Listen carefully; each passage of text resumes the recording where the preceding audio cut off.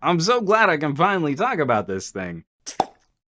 I'm a long weekend into using the Pixel 5, so there's no way I'm calling this a review. And there are plenty of spec reading first looks and hot takes out there, so you don't really need me for that either. If you absolutely must know the megapixels and the giggle flips, pause this video now, go to GSM Arena, read, then come on back. Good? Great. The Pixel 5 is a stonking great phone at a very good price. And it helps verify some of my feelings that a core, refined user experience is going to be more important for some consumers than winning some kind of arbitrary specs race. You're a discerning tech fan, and we can handle a little more nuance in our commentary than just winner and loser, right? Rolling out 5G in the middle of a terrible economic situation has been challenging for every manufacturer on the planet. So as we start wrapping up 2020, what we should be looking for is healthier competition in each product category and for each price segment than how we started the year. The Pixel 5 shows us an appropriate pivot for the conditions of today, and happily doesn't feel like an overly compromised product just to meet some lower price tag. Instead, we're treated to a well-rounded consumer approach for a communicator gadget. Did you catch what I just said? That was kind of important. I said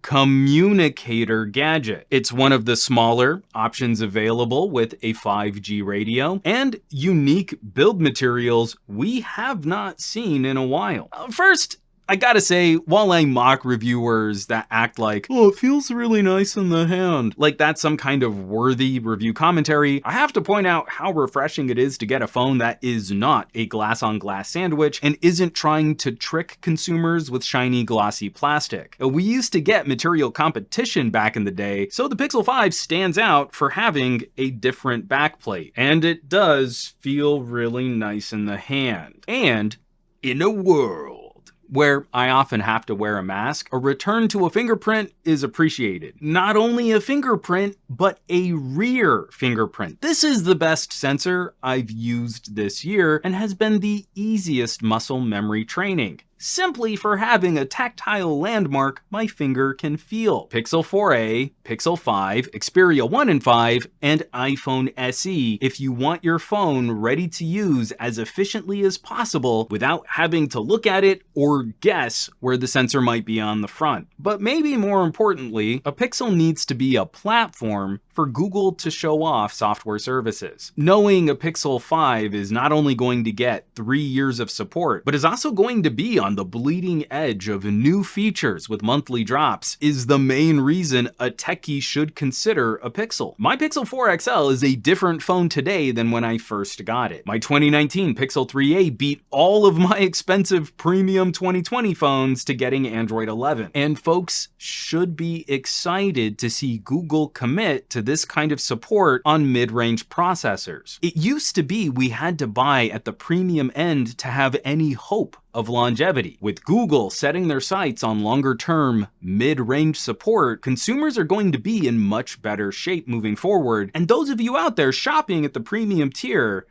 that extra performance is just gravy. Google's designing their experiences around here now. I feel very comfortable recommending the Pixel 5 as one of the best communicators of the year. It truly offers one of the best streamlined interactions of the year. Now, taking what I love about the Pixel 4a and adding a few extra lifestyle fun features to the mix without dropping at a wallet-busting price. Certainly some pros and cons. We don't get the most bleeding edge camera tech, no 64 megapixel sensors, but the core point-and-shoot HDR strategy on a Pixel still delivers shots that consumers will probably prefer for easy social media sharing. Adding 4K at 60 frames per second to that repertoire is really impressive considering the processor and the price tag. And even though Pixel cameras are known for being the most streamlined camera apps, we do get a few beneficial features for content creators, like native RAW capture for photography and some enhanced stabilization modes that make this phone feel a bit more like a gimbal. If you're familiar with my channel, you should know that I am a little cranky about the headphone jack situation. I don't like that I have to choose between a headphone jack and 5G looking at the smaller Pixel phones. I get it.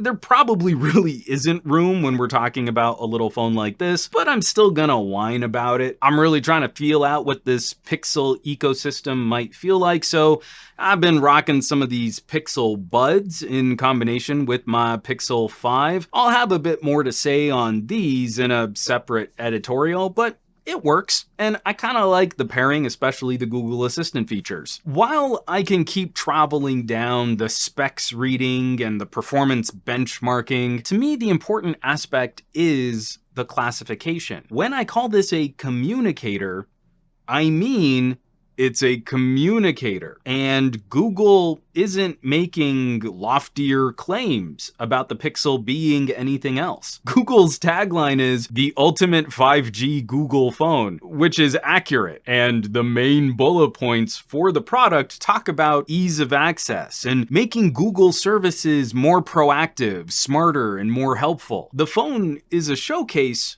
for those services. And when Google tries to show off something like gaming, it's in the context of something like Stadia. I'd have to agree with Google's assessment of their own product. If you're looking to a phone to displace laptop or tablet use, or you need more aggressive productivity features, you should be shopping something else. It's easy to get stuck in tech review circles where we validate an option simply because of a handful of spec sheet bullet points, but that's lazy. We're past that point where we can only seriously entertain top-tier performance so we don't get punished with poor updates and mediocre cameras. We've been past that point for a couple years now. And while Google is walking a fine line between offering a unique experience and not stepping on the toes of manufacturing partners, the Pixel 5 carves out a pretty easy to understand niche in the greater Android ecosystem. I personally keep coming back to other metaphors to describe phones because I'm exhausted by this idea of tech winners and losers, that we can only entertain one phone per category as being worth it for the monies, and usually that's the phone from the company with the bigger marketing budget. I think the Pixel 5 works better using a car metaphor, at least it does in my brain. This is a cute little roadster. It's not a fire-breathing sports car or a diesel dually truck. You don't look at one price tier of vehicles and think, for $50,000, everyone should only buy this one sedan. It is the winner car. No.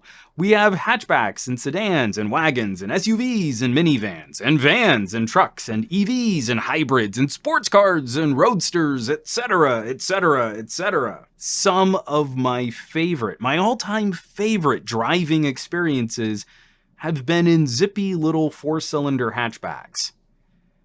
I kind of feel the same way about the Pixel 5. And I'm gonna have a lot more to say about the Pixel 5 after I've spent some more time with it. I wanna run it a little hardware, really put it through its paces, and I'm trying to think through what phones might be a good comparison point for Google's flagship this year, where we're looking at prices around another manufacturer's mid-range, maybe last year's premium Pixel. I mean, it's a little tricky, but genuinely, this is the most fun I've had in a while trying to imagine what showdowns I might put together. If you have some suggestions on what phones I should pit the Pixel 5 against, drop them down below. Leave me a comment because this phone does feel a little different. As always, thanks so much for watching, for sharing these videos, and subscribing to the channel.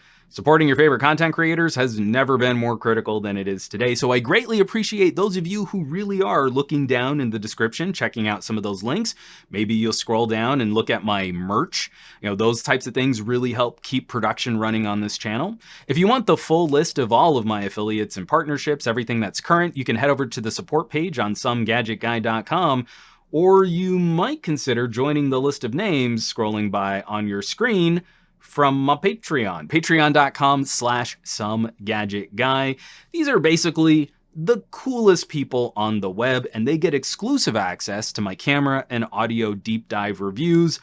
They're basically the best people, so I hope you'll check them out. Now, you know where you can find me around the rest of the internet, at SomeGadgetGuy on the Twitters and the Twitch, and the Facebooks and the Instagrams. And I will catch you all on the next video.